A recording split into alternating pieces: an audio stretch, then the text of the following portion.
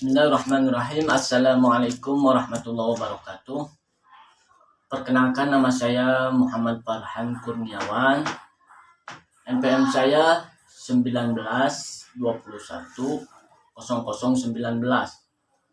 Prodi PAI A semester 5. Pada mata kuliah pembelajaran Al-Quran Hadis ini saya akan melaksanakan UAS yang diampu oleh Ceceng Salamuddin MAG.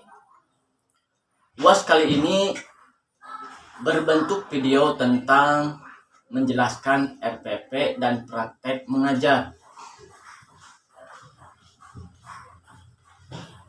Nah, saya di sini akan menjelaskan RPP-nya dulu.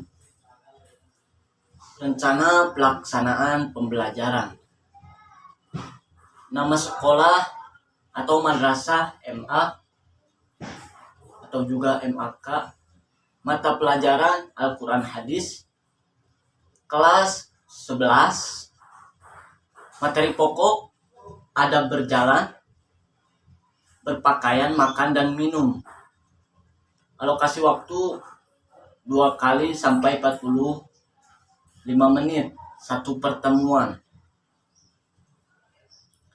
Nah, perencanaan pembelajaran, pendekatan pembelajaran kontekstual, ada juga strategi, interaktif learning, metode penugasan atau metode penugasannya itu dari segi ceramah, diskusi, tanya jawab.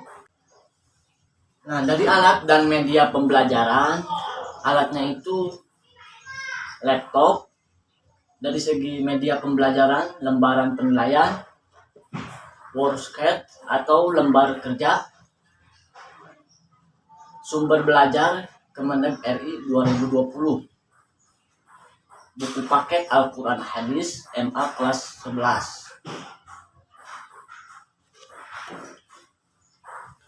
Kompetensi inti yang pertama, menghargai dan menghayati ajaran agama yang dianutnya. Poin kedua, menunjukkan perilaku jujur, disiplin, tanggung jawab, peduli, toleransi, gotong royong, santun dan percaya diri dalam berinteraksi secara efektif dengan lingkungan sosial dan alam dalam jangkauan pergaulan dan keberadaannya. Poin ketiga, memahami pengetahuan seperti faktual, konseptual, dan prosedural berdasarkan rasa ingin tahunya tentang ilmu pengetahuan, teknologis, seni, budaya, terkait fenomena dan kejadian tampak mata. Poin keempat, mencoba, mengolah dan menyaji dalam ranah konkret. Menggunakan, mengurangi, merangkai, memodifikasi, dan membuat. Dan ranah abstrak. Ada juga menulis, membaca, menghitung, menggambar, dan mengarang sesuai dengan yang dipelajari di sekolah dan sumber lain yang sama dalam sudut pandang atau bisa juga teori. Nah, kompetensi dasarnya menghayati adab berjalan, makan, dan minum serta berpakaian adalah perintah agama.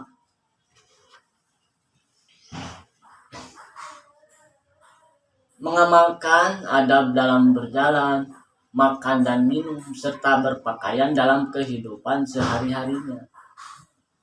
Poin ketiga, menerapkan adab berjalan, makan dan minum serta berpakaian, menyajikan contoh dan dalil adab berjalan makan dan minum, serta berpakaian dalam kehidupan sehari-hari.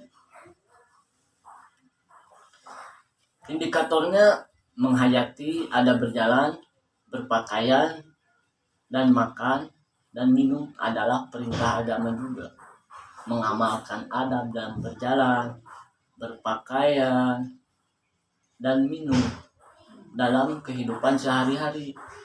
Menjelaskan, poin ketiga, menjelaskan pentingnya menjaga adab berjalan, berpakaian, makan, dan minum menurut Islam.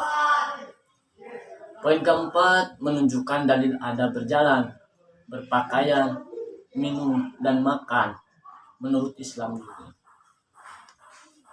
Indikatornya menganalisis adab berjalan menurut Islam, menganalisis adab berpakaian menurut Islam, menganalisis adab makan dan minum menurut Islam, menganalisis hikmah adab berjalan, berpakaian, makan dan minum menurut Islam, menyajikan contoh-contoh adab berjalan, berpakaian, makan dan minum dalam kehidupan sehari-hari.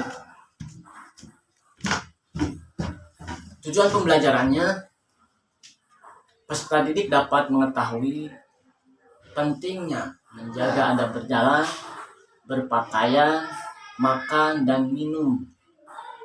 Peserta didik dapat menghafal dalil-dalil pentingnya menjaga adab berjalan, berpakaian juga, minum, dan makan. Peserta didik dapat menganalisis kandungan Quran Surah Al-Isra ayat 7, dalil pentingnya adab berjalan, Quran Surah Luqman ayat 18, Quran Surah Al-A'raf ayat 26, dalil pentingnya menjaga adab berpakaian, Quran Surah Al-Minun ayat 51,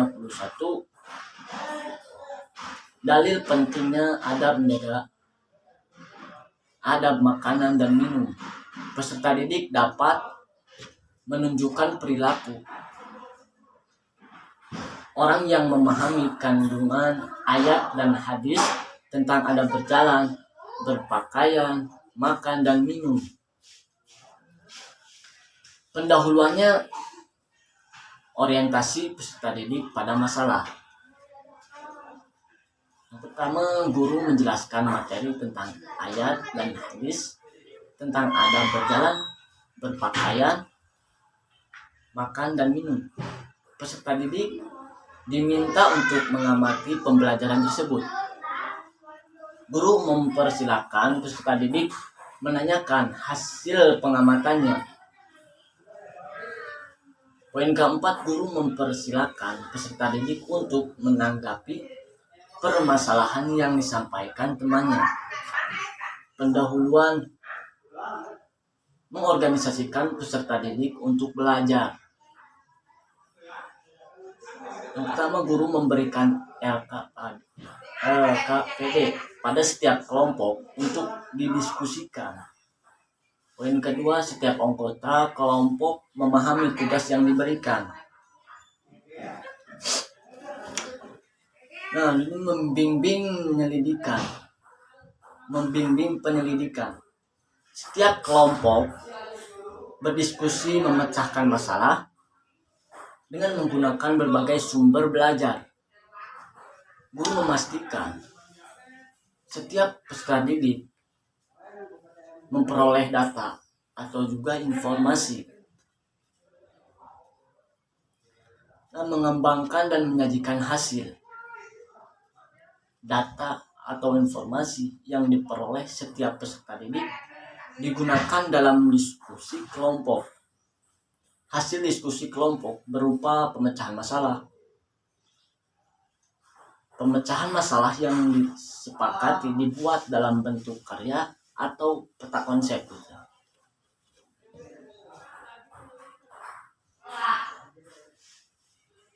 Menganalisis dan mengevaluasi proses pemecahan masalah.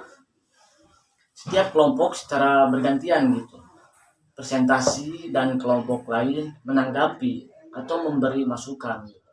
Poin kedua, setiap peserta didik diberi kesempatan membuat kesimpulan hasil diskusinya.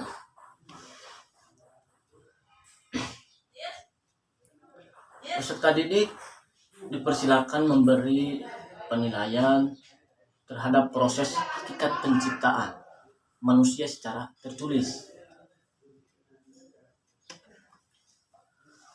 Kegiatan penutup, guru dan peserta didik menyimpulkan.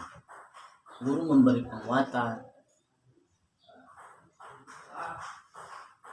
Guru dan peserta didik menyimpulkan. Guru memberikan penguatan, melakukan refleksi atau tanya jawab terhadap kegiatan yang sudah dilaksanakan, penugasan dan informasi materi berikutnya. Nah, sudah itu berdoa dan salam. Dari segi penilaiannya,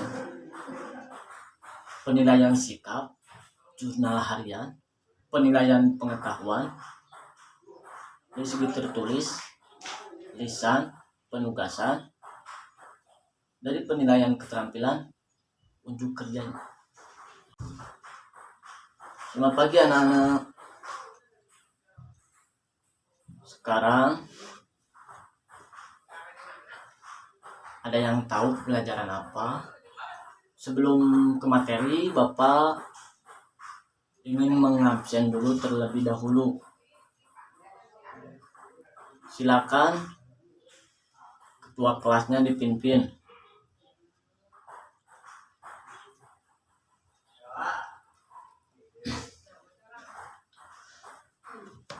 Dengan mulai pembelajaran sama Bapak itu sering membaca surah-surah pendek ya. Setiap pembelajaran sama Bapak begitu. Mulai dari surah An-Nas. Yuk mari kita sama-sama bacakan. Bismillahirrahmanirrahim. Qul a'udzu birabbin nas, malikin nas, ilahin nas, min syarril waswasil khannas, alladzi yuwaswisu fi sudurin nas, minal jinnati wan nas.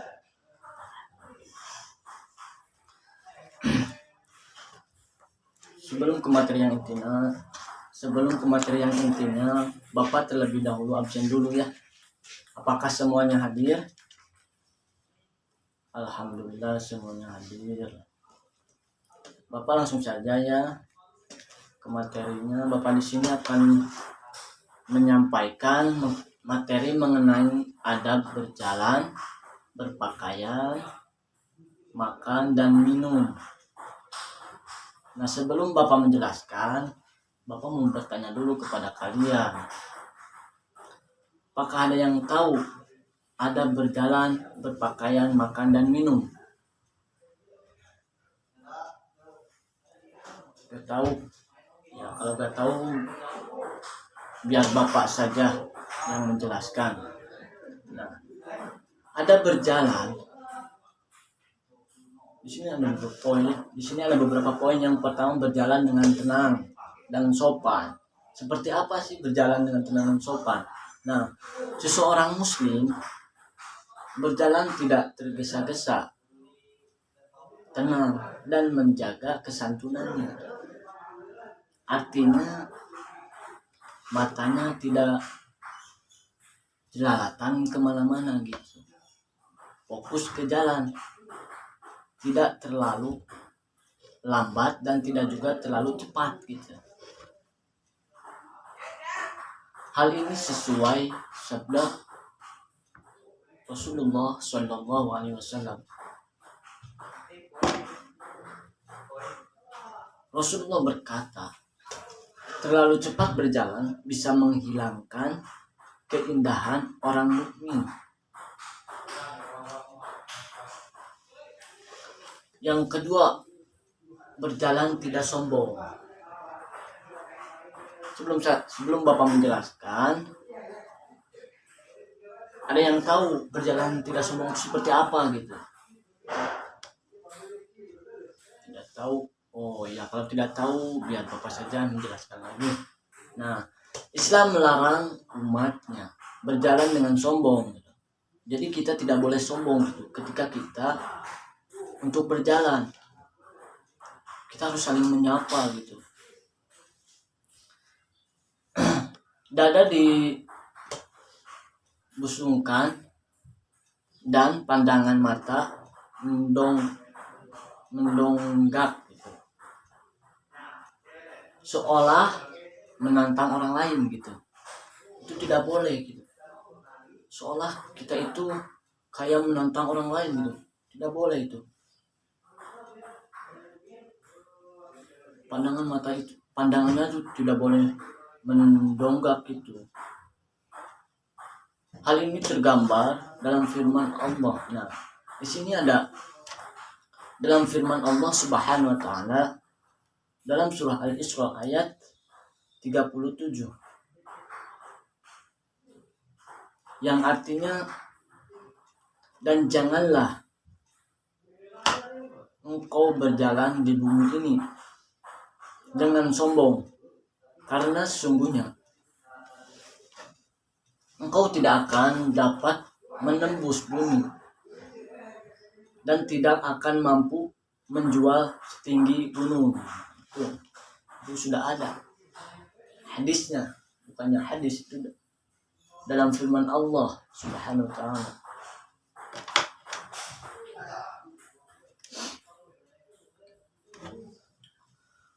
Nah, poin ketiga, tidak berjalan sambil makan.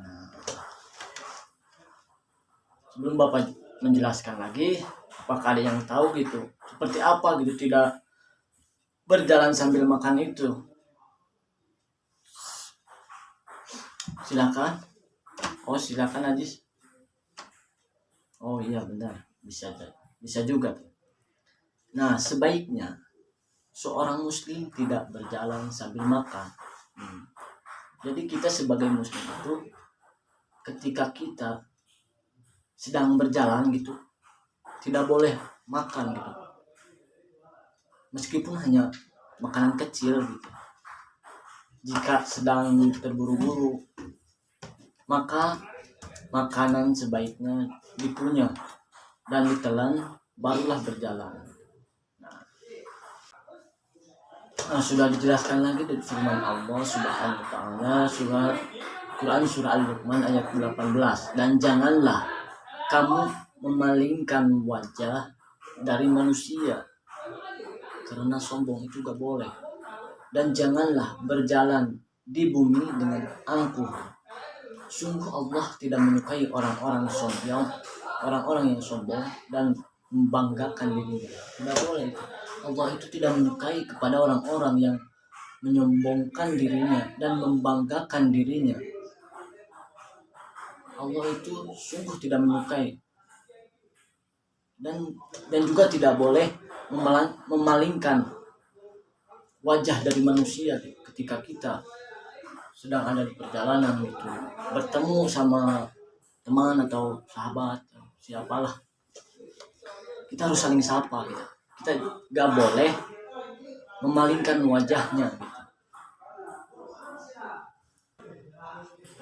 Nah, poin kedua, ada berpakaian. Sebelum Bapak menjelaskan, apakah kalian ada yang tahu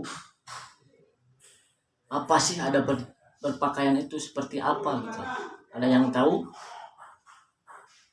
Oh, kalau nggak ada yang tahu, Bapak jelaskan lagi ya. Ada berpakaian. Yang pertama, kita harus menutup aurat gitu. Hal tersebut terdapat dalam surah Al-A'raf ayat 22 yang memiliki arti, maka syaitan membujuk keduanya untuk memakan buah itu dengan tipu daya. Tatkala keduanya telah merasai buah kayu itu, nampaklah bagi keduanya aurat-auratnya, dan mulailah keduanya menutupinya dengan daun-daun surga. Poin kedua, tidak menyerupai orang kafir. Itu tidak boleh dalam adab berpakaian, kita tidak boleh tidak menyerupai orang kafir, tidak boleh. Sini ada hadis radhiyallahu Abu Dawud berkata, orang yang menyerupai suatu kaum seolah dia bagian dari kaum tersebut.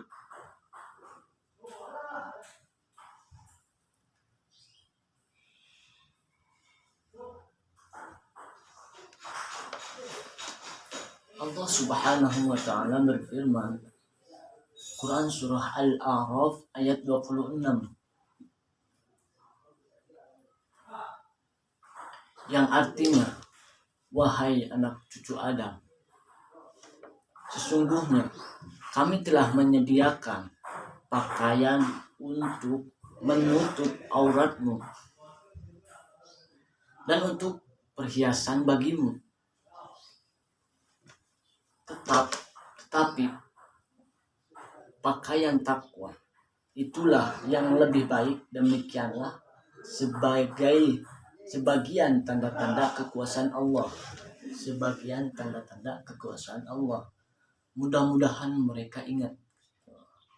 Nah, jadi kesimpulan yang arti yang barusan, wahai anak cucu Adam, kita sebagai anak cucu Adam sudah diingatkan oleh Allah, sesungguhnya kami telah menyediakan pakaian untuk menutupi auratmu dan untuk perhiasan bagimu. Nah, itu yang harus kita perlu pahami. Kami telah menyediakan pakaian. Allah sudah beri peringatan kepada kita gitu. Untuk memakaian sudah Allah sediakan itu, menyediakan pakaian untuk menutup auratmu gitu.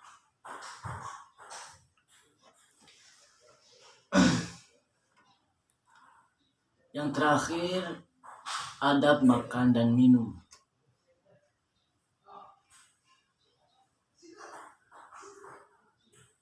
Apakah kalian tahu mengenai adab makan dan minum?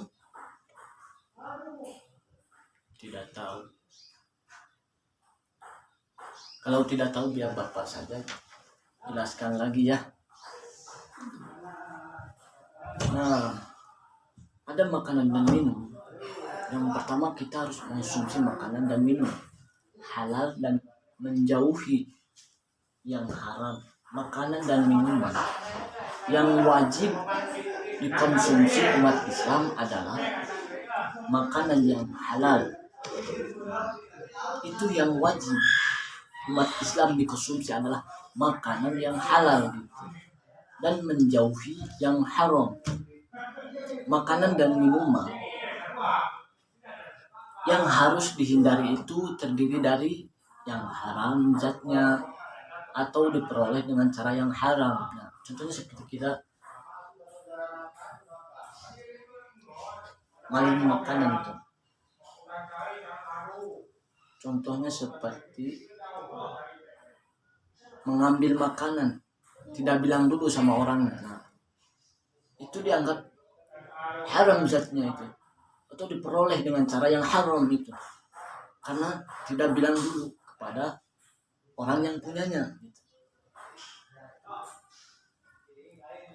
Nah, yang kedua, menjauhi makanan atau minuman yang mengganggu orang lain atau berpotensi merusak kesehatan terhadap beberapa jenis makanan yang jika dikonsumsi meninggalkan bau yang mengganggu orang lain. Nah, kita harus menjauhi makanan dan atau minumannya gitu. Ketika makanan itu mengganggu orang lain atau berpotensi gitu merusak kesehatan orang lain. Nah, perlu kita makanan itu kita harus jauhi gitu, supaya makanan dan minuman itu yang mengganggu orang lain supaya tidak terganggu gitu, merusak kesehatannya. Jadi kita harus tinggalkan gitu yang seperti itu, meninggalkan bau yang gangguan orang lain gitu. Allah Subhanahu wa taala berfirman, أعوذ بالله من الشيطان الرجيم بسم الله الرحمن الرحيم يا أيها الرسول كل من طيبات واعملوا صالحا إني بما تعملون عليم, yang artinya, wahai para rasul, makanlah dari makanan yang baik-baik dan kerjakanlah kebajikan. Sungguh aku maha mengetahui apa yang kamu kerjakan. Quran surah Al-Mu'min ayat 51. Jadi Allah sudah memerintahkan kepada Rasulnya, memerintahkan makanlah dari makanan yang baik-baik. Jadi kita tidak boleh memakan makanan yang haram gitu. Allah Subhanahu wa taala sudah berfirman di sini, sudah memerintahkan kepada Rasul, makanlah dari makanan yang baik-baik dan kerjakanlah kebajikan gitu. Sungguh aku maha mengetahui. Jadi Allah itu maha mengetahui apa yang Rasul kerjakan. Allah mengetahui, kita sebagai umatnya, apa yang kita kerjakan, entah itu maling,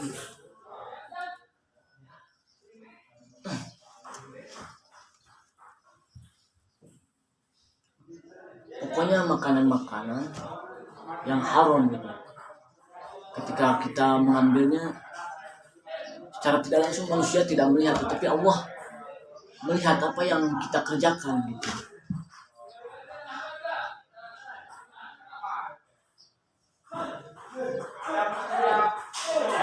Sebaik-baiknya makanlah makanan yang baik-baik gitu. Jangan makan makanan yang haram-haram.